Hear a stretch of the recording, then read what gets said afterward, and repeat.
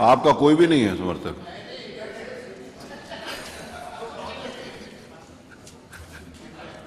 कमाल साहब, आप क्या समझ रहे हैं? आपका कोई समर्थन नहीं है। समर्थन कर रहे हैं सरकार का, कल वो सरकार के साथ माने जाए ना, उन्हें अलग से। आपके समर्थन में जो हूं बता दो, मैं उनको उतना ही अवसर दूंगा। माननीय अध्यक्ष जी मान्यवर शिवपाल जी, क्योंकि कल यहाँ पर चर्चा को विराम दिया गया था। चलिए आप बोल लीजिए, आपके बाद फिर इधर बोलेंगे, फिर ऐसे ले लेंगे। क्यों माननीय शिवपाल जी बहुत वरिष्ठ सदस्य हैं, तो क्योंकि वो खड़े हुए हैं तो वो मैं उनको, आप बोलिए प्लीज। इनके बाद 3 यहाँ से ले लेंगे, चर्चा में फिर एक यहाँ से ले लेंगे, ऐसे कर लेंगे। भाग लेने, अरे यहाँ से शुरू करना था। शिवपाल जी खड़े हो गए तो मैं उनका सम्मान करता हूँ। आप पता नहीं, आपके बारे में नहीं मालूम, इसके लिए मैं करता हूं। आपका आभारी हूँ। इधर से आएंगे उत्तर पहले आप। प्रदेश के बजट के इतिहास में अब तक के सबसे बड़े आकार वाले बजट पर चर्चा कर रहे हैं। लगभग 7.36 लाख करोड़ का बजट बहुत बड़ा है। सिर्फ बड़ा होना बड़ी अच्छी बात नहीं है, बजट को लाभकारी, समावेशी और प्रभावशाली होना चाहिए। आज यदि हमारे महान संत कवि कबीरदास जी होते तो इस बजट की तुलना पिछले बजट के परिणामों से करते हुए कहते, बड़ा हुआ तो क्या हुआ, जैसे पेड़ खजूर, पंथी को छाया नहीं, फल लागे अच्छे। मान्यवर, बेकार बेमतलब है यह बजट हजूर। कर्ज बढ़ाएगा, प्रदेश डुबाएगा, छीन गरीबों का नूर। हमारे वित्त मंत्री महोदय ने बजट रखते समय एक शेर पढ़ा था, हौसले दिल में मचलते हैं, आंधियों में चिराग जलते हैं। यही तो पढ़ा था। कोई भी चिराग या दीपक घी व तेल से जलता है। किसान विरोधी नीतियों के कारण घी उत्पादक वर्ग अपना पेट नहीं पाल पा रहा है। तेल पर एक पूंजीपत का कब्जा हो गया है। घी व तेल दोनों गरीबों की पहुंच से दूर जा रहे हैं। गरीब का दीपक अंधेरे में नहीं जल पा रहा है। वित्त मंत्री जी आंधी में चिराग जला रहे हैं। जनता भी एक शेर पढ़ रही है, कैसी मसालें लेके चले तीरगी में आप, कैसी मसालें लेके चले अंधेरे में आप, जो रोशनी थी भी वो भी सलामत नहीं रही। हिम्मत से कहो, सच तो बुरा मानते हैं लोग, रो रो के बात कहने की आदत नहीं रही। महोदय, प्रदेश के इतिहास का यह तब तक का सबसे बड़ा यह बजट छलावा है, आंकड़ों और अफसरों की बाजीगरी है। महोदय, मर्यादा पुरुषोत्तम भगवान राम के प्राण प्रतिष्ठा का आयोजन हुआ, अच्छी बात, लेकिन राम मंदिर तो पड़ाव है। लक्ष्य राम राज्य की स्थापना होना चाहिए। काश आप पूरे प्रदेश को अयोध्या बनाने और पूरे प्रदेश में राम राज लेने का ख्वाब देखने वाला बजट प्रस्तुत करते। महोदय, गोस्वामी तुलसीदास जी ने रामचरितमानस में राम राज के बारे में लिखा है, देहिक देविक भौतिक तापा, राम राज नहीं कहूँ व्यापा। मानस में तुलसीदास राम राज के बारे में लिखा है, राम राज में किसी को भी दैहिक यानी शारीरिक कष्ट नहीं था, दैविक आपदा भी नहीं कहीं पर आती थी, भौतिक यानी आर्थिक मानसिक कष्ट नहीं होता था। तुलसीदास ने लिखा है, अल्प मृत नहीं कभू पीरा, सब सुंदर सब ब्रज शरीरा। आज अस्पतालों में रोज लाशें निकल रही हैं। एनसीआरबी के अनुसार सबसे अधिक अल्प मृत्यु उत्तर प्रदेश से दर्ज हुई हैं। अध्यक्ष महोदय, असली रामराज लाने में यह सरकार पूर्णतः विफल है। महोदय, माननीय अध्यक्ष जी, अब हवाएं ही करेंगी रोशनी का फैसला, जिस दिए में जान होगी वही दिया रहेगा।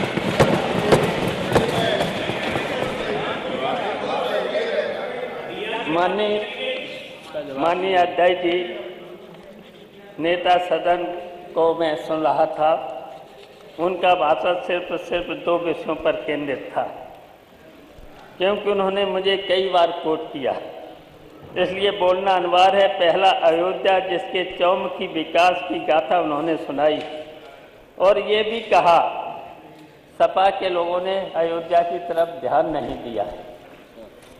तो अयोध्या में हुए हमारे समय के काम, समाजवादी पार्टी के समय के काम, भजन स्थल के निर्माण का कार्य समाजवादी पार्टी की सरकार में हुआ। अयोध्या में सीवर निर्माण का कार्य अयोध्या में हुआ। अंडरग्राउंड विद्युतीकरण का कार्य अयोध्या में हुआ। पर्यटकों के लिए सुविधा हेतु आधुनिक शौचालय का निर्माण समाजवादी पार्टी में हुआ। राजघाट तुलसी उद्यान को सुंदरीकृत किया गया। 14 कोसी पंचकोसी परिक्रमा मार्ग पथ का कार्य और उस पर परिक्रमा पथ के किनारे किनारे पारिजात के छायादार वृक्षों को लगाया गया। राम की पैड़ी, अविरल जल बहाव तथा सुंदर लाइटिंग की व्यवस्था। उस पर आज राम घाट जो था, उस पर आचमन के लिए पानी इतना गंदा था, उसको अविरल धारा से बहाया। एक तरफ सरयू से पानी, दूसरी तरफ सरयू में मिलाने का काम किया है। सत्संग भवन बसेरा आदि का निर्माण कराया गया। बाईपास से लेकर महोबरा तक मार्ग का उच्चीकरण एवं चौड़ीकरण कराया गया। टेढ़ी बाजार से असरफी भवन के आगे तक सड़क का नवीनीकरण, घाटों पर चेंज रूम का निर्माण कराया गया। महोदय, बस हमने उसका प्रचार, इवेंट और मीडिया मैनेजमेंट नहीं किया था, जिसकी वजह से जब मैनेजमेंट, मीडिया और ये सब नहीं किया था, उसकी वजह से जो धन बचा था तो उत्तर प्रदेश की जनता की भलाई के लिए किया गया, उत्तर प्रदेश का विकास किया गया। दूसरा, इनके सदन में आने के बाद अचानक कभी कभी नेता सदन को मेरी चिंता हो जाती है। ऐसा प्रतीत होता है मानो सदन में कोई कार्यक्रम चल रहा है, चाचा पर चर्चा। ये लगता है चाचा पर चर्चा। आपके माध्यम से मैं कहना चाहूँगा, चाचा पीढ़ी के थे, हैं और रहेंगे। दादी समाजवादी थे, हैं और रहेंगे। अखिलेश के चाचा थे, हैं और रहेंगे। माननीय अध्यक्ष जी, वित्त मंत्री जी महोदय, आपको पता मैनपुरी के उपचुनाव में लग ही गया। जब कोई फुटबॉल का अच्छा खिलाड़ी मिलता है तो गोल ठीक हो जाता है। मेरी चिंता से ज़्यादा मेरे साथी की चिंता होना चाहिए हमसे ज़्यादा, जिन्होंने अभी दिल और दल बदला है। इनकी चिंता होना चाहिए, नहीं तो फिर आ जाएंगे इधर।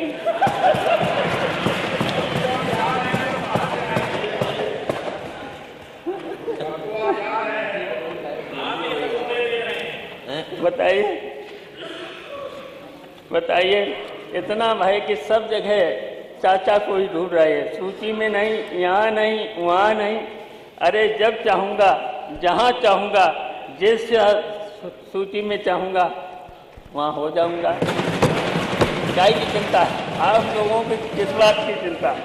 अध्यक्ष महोदय, वित्त मंत्री जी ने कहा सरकार 6 करोड़ व्यक्तियों की गरीबी से बाहर निकालने में सफल रही है।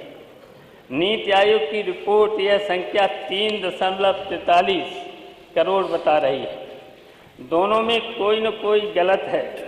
किसी न किसी आंकड़े गलत हैं, फिर भी ये आधा सच दर्शाया जा रहा है। पूरे गलत से भी ज़्यादा खतरनाक हैं।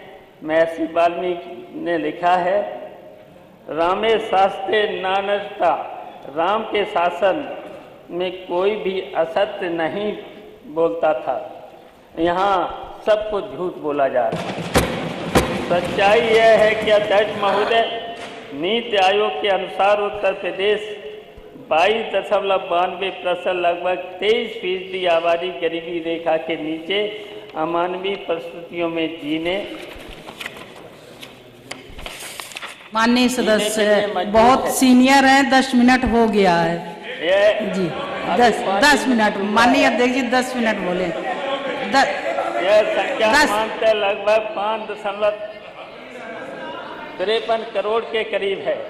जो बात माननीय वित्त मंत्री जी ने कहा, वही कथन सरकार ने महामहिम राज्यपाल के भाषण में कहलवाया। नेता सदन कह रहे थे कि विपक्ष के माननीय सदस्यों ने महामहिम राज्यपाल महोदय का अपमान किया है।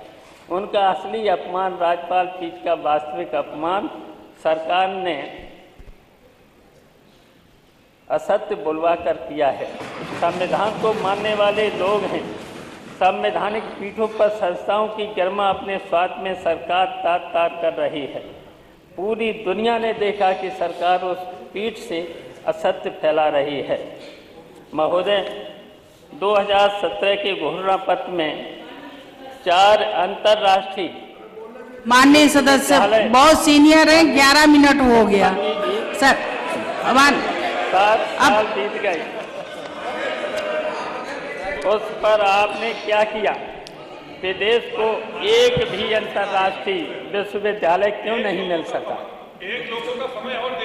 इस बजट उसके लिए क्या प्रावधान है? 2017 के घोषणा पत्र में आपने विदेश जाकर पढ़ाई करने वाले छात्रों के लिए भीमराव रामजी अंबेडकर छात्रवृत्ति योजना का वादा किया था। महोदय, आज 7 साल बाद उसके लिए बजट में प्रावधान क्यों नहीं किया? पीएचडी को न्याय देने के नाम पर सरकार इतनी उदासीन क्यों हो जाती है? इसी तरह आपने 70 लाख नौकरी देने का वादा किया था, उसका क्या हुआ? रोजगार देने के नाम पर सरकार सिर्फ कागजी वादा कर रही है, कहीं कोई मंशा नहीं है। सरकार की रोजगार बढ़ाने को लेकर बजट में रोजगार को लेकर सिर्फ खोखले वादे हैं, कहीं कोई इच्छा शक्ति नहीं दिख रही है सरकार की। सरकार यह भी बताए कि केंद्र और राज्य सरकार की महत्वाकांक्षी स्मार्ट सिटी योजना का क्या हुआ? प्रदेश को कितनी स्मार्ट सिटी मिल सकी? आपके बजट में इस पर खामोशी है। कोई स्मार्ट सिटी नहीं। पूरे बजट में इस दृष्टि का भाव है कि लोगों के हाथों में नकदी कैसे पहुंचे। एमएसएमई और बड़े उद्योगों का फायदा प्रदेश की जनता तक कैसे पहुंचेगा? माननीय सदस्य जी बहुत सीनियर हैं और बनाना चाहती है। अगर लोगों के 13 मिनट हो गए, नहीं होगी, 3 मिनट अधिक हो गए 10 मिनट के लिए। मैं अब तो डिमांड कैसे पैदा हो? और बिना डिमांड पैदा हुए अर्थव्यवस्था को गति नहीं मिल सकती। तो 2 लोगों का काट ऐसे में लोगों को काम के बदले नकदी दीजिए, किसानों की उपज का बढ़िया दाम दिलवाइए। अगर इतना आप कर सके तो अर्थव्यवस्था को गति मिल जाती। उत्तर प्रदेश में जब हमारी समाजवादी सरकार थी तो माननीय सदस्य जी अब बंद करिए। आप प्रदेश में निवेश आए और लोगों को पलायन से मुक्त। विधायक पीयूष रंजन निषाद जी, रोजगार के अवसर, विधायक पीयूष रंजन निषाद जी, माइक बंद कर दीजिए, माइक बंद कर दीजिए। अध्यक्ष जी 10 मिनट के लिए बोलते हैं। मेरी बात सुनिए, मार्शल को बुलवाएं। यहाँ एक सदस्य का हमारे कम कर दीजिए, जिसका भी कम कर लीजिएगा। इधर ज्यादा बुलवा लीजिएगा एक आदमी को, हमारे कम कर दीजिए। तो 3 मिनट ज्यादा बुलवा लीजिएगा। एक ये बीच में महोदय, इस बजट में पंडित दीनदयाल उपाध्याय हमारे सदस्यों में से 2 सदस्य, आप एक सदस्य कम बोल लेंगे, बात हो जाएगी। आप बोलने दीजिए। दुर्भाग्य है कि वर्तमान सरकार मंडियों के प्रति उदासीन है। पूरे प्रदेश में आपके द्वारा एक मंडी का सृजन नहीं किया गया है। इस बजट में भी आपने कोई योजना राशि इसके लिए नहीं रखी है। आप ही आंकड़े बताते हैं कि अभी तक विभागों में पिछले बजट का बहुत बड़ा हिस्सा ही खर्च नहीं हो सका। विकास कार्यों की इस धीमी रफ्तार पर सरकार अपनी पीठ थपथपा सकती है। सरकार अपने प्रतिनिधि धन प्राप्त की प्रत्याशा में दावोस भेज रही है, जबकि बजट का ही अधिकांश हिस्सा खर्च नहीं कर पा रही है। आर्थिक कुप्रबंधन के कारण आर्थिक विषमता बढ़ी है। यह दुर्भाग्य है कि खस्ता हालत, कानून व्यवस्था, कागजी निवेश, नकारात्मक विकास और किसानों की दुर्दशा बावजूद यह सरकार अपनी पीठ ठोंक रही है। हर मोर्चे पर दुर्गत और असत्य ही इस डबल इंजन सरकार की उपलब्धि है। सरकार के कुछ नेताओं को समाजवाद से क्या चिढ़ है, समझ से परे है, जबकि समाजवाद हमारे राष्ट्र नायकों का सपना है। चंद्रशेखर आज़ाद, भगत सिंह जैसे विचारमान क्रांतिकारियों में समाजवाद व स्वतंत्रता के स्वप्न को साकार करने के लिए हिंदुस्तान समाजवादी गणतांत्रिक सेना बनाई गई थी। हमारे संविधान की प्रस्तावना में समाजवाद नियत है। लोहिया व लोकनायक जयप्रकाश का सपना समाजवाद है। समाजवाद का विरोध रामराज का विरोध है, हमारी महान विरासत के खिलाफ है। अध्यक्ष महोदय, हमारे महान लोकतंत्र की खूबी है कि अहंकार और सत्ता लंबे दिनों तक नहीं चलती है। ब्रिटानिया हुकूमत को हमारे नायकों ने पलटा, कई जालिम सरकारों को हमारे पूर्वजों ने पलटा। 4 बार तो हमने ही पलटा, फिर हम पलट देंगे। हमने जिस दौर को चाहा है बदल डाला है और जिस दौर को चाहेंगे बदल डालेंगे। महोदय, सरकार को घुमा है, प्रतिदिन की उड़ान कुछ कम है, लेकिन हमें यकीन है कि आसमान कुछ कम है। तो महोदय,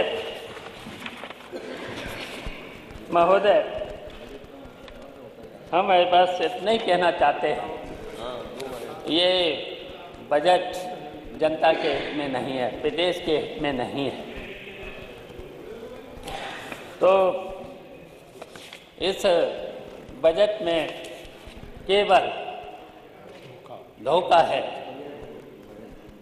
तो इसलिए हमने जितने सुझाव दिए हैं माननीय वित्त मंत्री जी से, उसमें ज़रूर जोड़े जाएं, जिससे जनता का भला हो। और मैंने जो कहा है, समाजवाद ही रामराज है, तो उसी समाजवाद के बिना रामराज नहीं हो सकता है। इसलिए मेरे जितने भी संशोधन हैं, जरूर इन संशोधन को अपने भाषण में, अपने घोषणा में जरूर रखें। धन्यवाद। बहुत बहुत धन्यवाद। पीयूष रंजन निषाद जी। अधिष्ठाता महोदय,